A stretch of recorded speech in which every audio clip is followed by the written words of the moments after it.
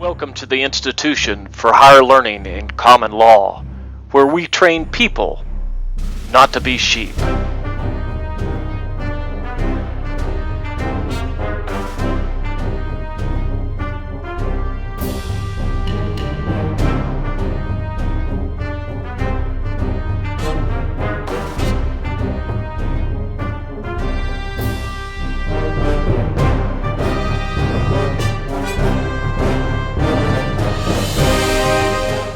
And now for your host, Professor Brad Parsons.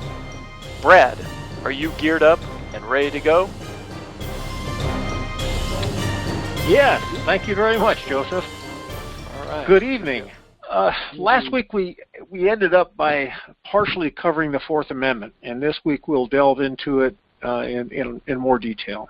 I'll begin by stating that we have been indoctrinated.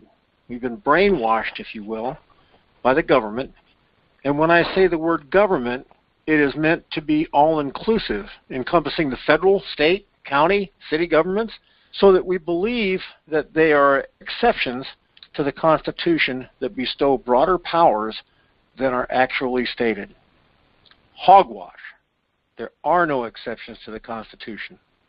The government would like us to believe that there are exceptions to the Constitution, and may even tell us that there are exceptions to the Constitution. But that would be LLPOF, which stands for Liar, Liar, Pants on Fire. We just went through the Constitution proper, word for word. And any of you guys remember reading anything in there about there being exceptions to any part of the Constitution? The Constitution is the supreme law of the land, Article 6, Section 2. And it is, in fact, a law. The first and foremost rule of statutory construction is a law says what it means, and it means what it says. Nothing may be added to it or taken from it by inference. The rules of statutory construction are the rules by which those writing laws, statutes, ordinances, etc., must abide. So you may ask, doesn't the Constitution also include the decisions of the Supreme Court of the United States as being law of the land? Yeah, you'll remember that those decisions are also the supreme law of the land. However, no law can be made that will allow it to destroy another part of the Constitution.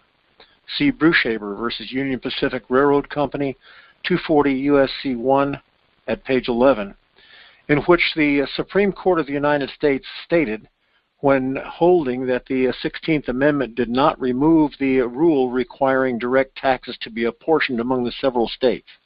Quote, but it clearly would result that the proposition and the contentions under it, if acceded to, would cause one provision of the Constitution to destroy another. That is, they would result in bringing the provisions of the amendment exempting a direct tax from apportionment into irreconcilable conflict with the general requirement that all direct taxes be apportioned. Moreover, the tax authorized by the amendment, being direct, would not come under the rule of uniformity applicable under the Constitution to other than direct taxes, and thus it would come to pass that the result of the amendment would be to authorize a particular direct tax not subject either to apportionment or to the rule of geographic uniformity, thus giving power to impose a different tax in one state or states than was levied in another state or states. Close quote. Actually, the Supreme Court of the United States has held by the Supreme Court of the United States to have made errors in their decisions. The first that comes to mind is their decision during World War II that it was constitutional for the government to, without due process of law, remove the people of Japanese ethnicity from their homes, take their property, and place them in internment camps. Succeeding Supreme Court of the United States ruled that it was an unconstitutional ruling, and the case was overturned. So let us operate on the premise that the Constitution says what it means and means what it says, and that nothing may be taken from it or added to it by inference, and look closely at what it says. The Fourth Amendment, quote, the right of the people to be secure in their persons, houses, papers, and effects against unreasonable searches and seizures shall not be violated, and no warrant shall issue but upon probable cause, supported by oath or affirmation, and particularly describing the place to be searched and the persons or things to be seized." Close quote.